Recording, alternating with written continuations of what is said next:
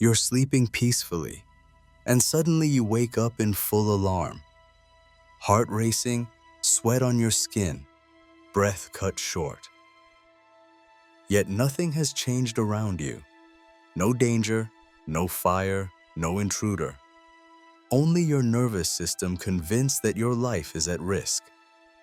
This is a nocturnal panic attack. And the first thing to understand is this: it is not weakness. It is your brain's alarm system misfiring in the dark. Even in sleep, your body never shuts down completely. The amygdala, the alarm center of your brain, keeps scanning. Sometimes it misinterprets a small change in your breathing or heartbeat as danger. Adrenaline floods your system, and you are thrown into fight or flight. That's why panic in the night feels sudden, almost out of nowhere. But it is not random. It is biology. And once you know this, you stop blaming yourself and start learning how to calm the system. At first, it feels like a nightmare, but there is a difference. In a dream, there is a story. You are running, chasing, falling, losing something important. Images linger for a few seconds when you wake. A nocturnal panic attack is different. There is no storyline. You wake up already in crisis, with your body storming, but no images to explain the fear. That distinction matters. If fear is born from dreams, you work with the mind. If fear is born from panic, you calm the body. Why does panic strike at night? For some, it's genetic sensitivity, a nervous system wired to react more quickly. For others, unresolved trauma keeps the body hypervigilant, even in rest. Subtle shifts in breathing during sleep can also be enough to trigger the alarm. And when insomnia is present, fear of the night itself makes the body more alert. Panic feels mysterious, but science shows it is a pattern, and what is patterned can be retrained. The first need during panic is safety. When the body jolts awake, it feels exposed and uncontained. A weighted blanket provides deep pressure, a signal of containment. Place it over your shoulders. Breathe slowly while noticing the even, steady weight. Repeat this silently. I am held. I am safe. Deep pressure activates the parasympathetic nervous system, lowering arousal. The body begins to soften. The storm starts to fade, and once you feel held, the breath becomes the next doorway to calm. When panic hits, your chest feels tight and breath comes in short bursts. That is the body locked in fight or flight. To break the loop, you need a rhythm that signals calm. Inhale through your nose for 4, hold for 7. Release slowly through your mouth for 8. Do this 3 or 4 times. Say aloud, my exhale is longer than my fear. The science is clear. The vagus nerve listens more to the exhale. A longer exhale signals safety. Within a minute, your heart rate drops, chest loosens, and calm begins to return. With the breath softened, the mind becomes easier to guide. Even with calm breath, the mind may keep racing. That's when external guidance helps. A short hypnotherapy track redirects attention with slow imagery and repetition.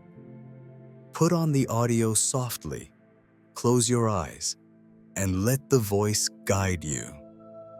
There is no need to force sleep. First comes relaxation, and from relaxation, sleep often follows naturally.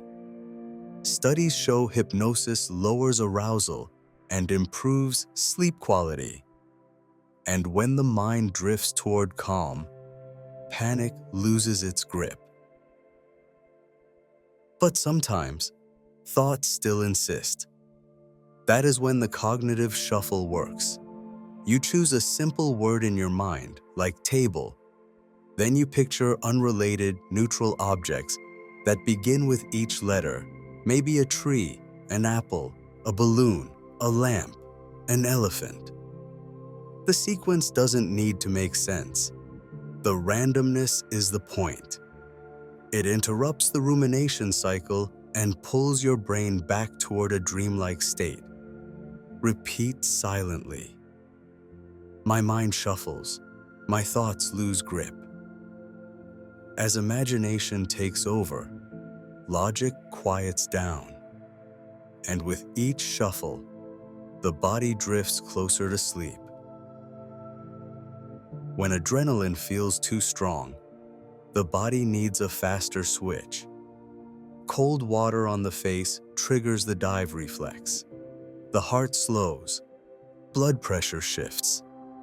Parasympathetic calm returns. Keep a bowl of cool water or a cold pack near your bedside. Hold it gently to your face for 15 to 20 seconds. Then breathe slowly, noticing the rhythm of your heart settling. This is biology in your favor, the body resetting itself with a built-in reflex.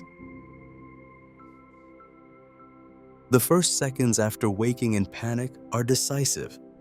If fear takes over, the spiral grows. A grounding object can break that spiral immediately.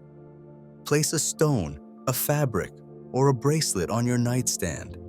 When panic hits, hold it. Feel its edges, its temperature, its weight. Let your mind describe it silently. Here, now, safe. Anchored in sensation, the nervous system stops searching for invisible threats. The present moment becomes your anchor. The best way to prevent panic is to teach the body that the night itself is safe. That begins before sleep. Create a short ritual. Dim the lights. Sip caffeine-free tea. Stretch gently. Read something soft. Repeat it every night. The brain learns through repetition.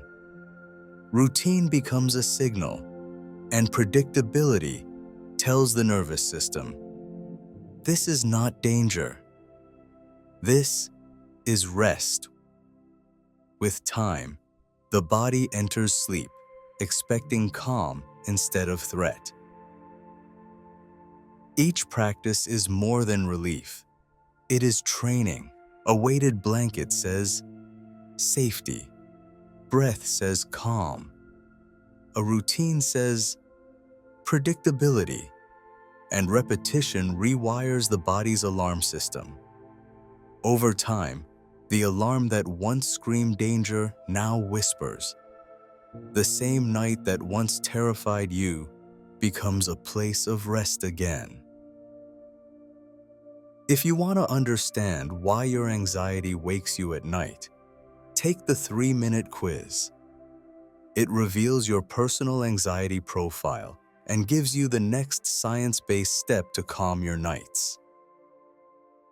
Click the link in the pinned comment or in the description and take the quiz now.